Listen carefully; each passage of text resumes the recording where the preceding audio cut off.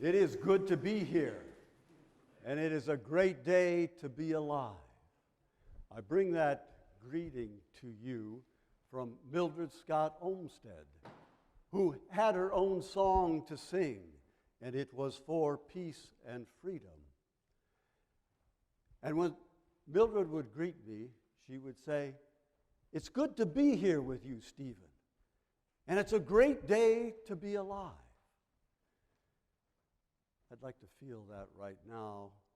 It made me feel like I was on a journey that had been done before, and it was all right.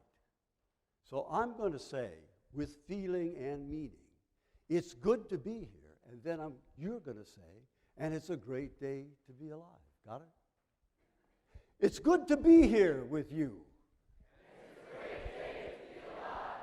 Ah, that feels good. That feels good. Now, if this works. Wrong way?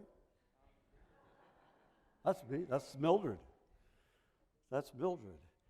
Mildred was born in 1890. She was a suffragist. She, after college, went and worked in Germany and France during the First World War as a social worker. She met Jane Addams there, the founder of modern social work in America.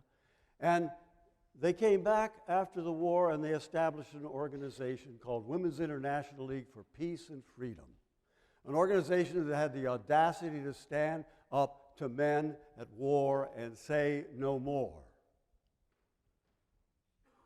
She went on to direct that organization in the United States during the years between the war, during the Second World War, and then during the dreaded and horrid McCarthy era. Those anti-communists targeted Women's International League for Peace and Freedom, and they said, you cannot reach out to women in communist countries. As I think back about Mildred's journey, I am humbled by what she had gone through, about the years of struggle.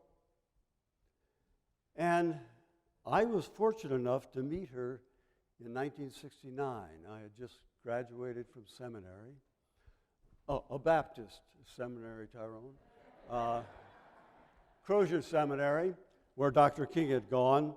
And Mildred said, "It's good to be here."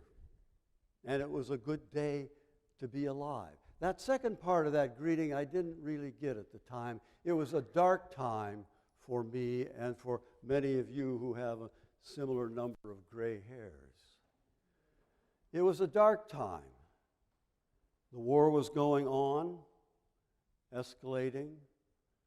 The organization I worked for was called SANE, and it was on Richard Nixon's enemies list. And we were much maligned and infiltrated, harassed by our government. But worse than that was that. Every night, the daily death toll was announced on TV. I did not feel it was a great day to be alive. That was not part of the feeling. I had that prophetic calling from seminary, stranger, be a stranger in a strange land, and yet speak truth to power. And that consumed me. And I couldn't find that it's a great day to be alive. As the war ended, I was blessed. A little daughter named Sarah. And when you have a little kid around, a grandkid, your own children, as we saw earlier, the smiles just come. It's hard not to say it's a great day to be alive. That numbness, that kind of psychic numbness that I had because I was so focused on the journey, the struggle for peace and justice, had left out that part of it. Then there was another, there was another moment that I began to feel this breaking apart where I could feel joy at the same time, just like Mildred did in all those years of struggle, being able to say those two things together, that I must struggle, but I must have joy. I was walking one day at her property in an open field and a line of trees, and I almost stumbled. There was a stone, and I looked down. It said, Peter Olmsted. It was Mildred's son who had committed suicide. I began to catch on a little bit to the wisdom of William Blake's lines that are familiar. Woe and joy are woven fine, clothing for the soul divine. Under every grief and pine runs a strand of silk entwined.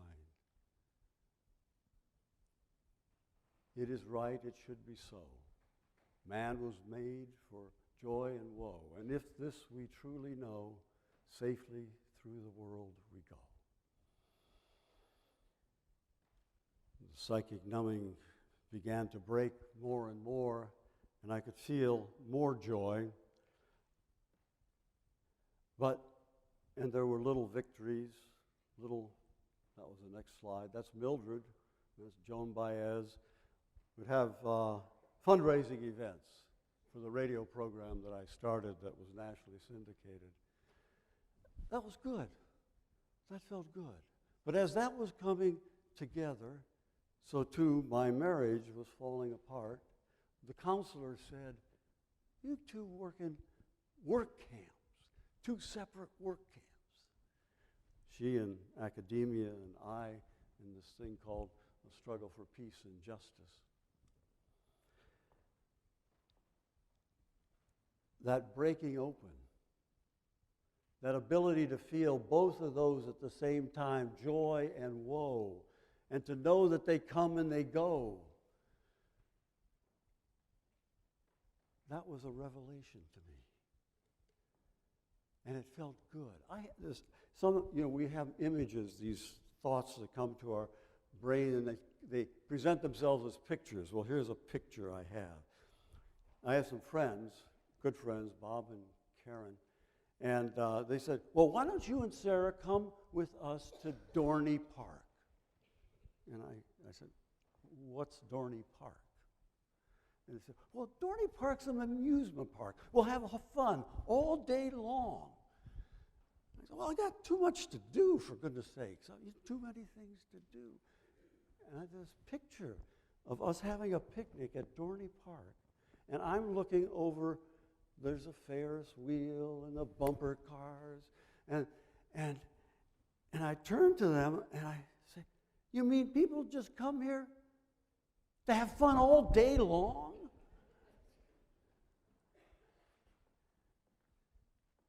Yeah, to have fun, to be able to say that it's good to be here, and it's a great day to be alive. What happens when you realize that those are entwined, you begin to do your work with a little more joy. And joy is essential. Things changed for me. I met, there she go. There she is. I met Joanne, my dear wife, of 28 years, and that's Mildred, and they're having a good time. And, well, there's a little line. I'm not going to use the whole poem, but it's a little line from Rudyard Kipling's longer poem called If, in which he's talking to his son about how you live a good character life.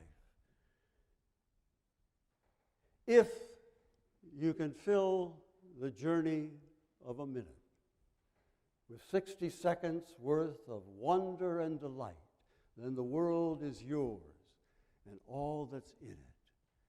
And more than that, I know, my friends, you'll be all right. You'll be all right. It is a good day to be here with you, and it is a great day to be alive.